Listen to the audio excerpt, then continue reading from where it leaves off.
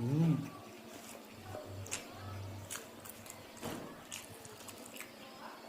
Tilis. Mm. Yun, ang ganda ng gata, oh. Lalangis.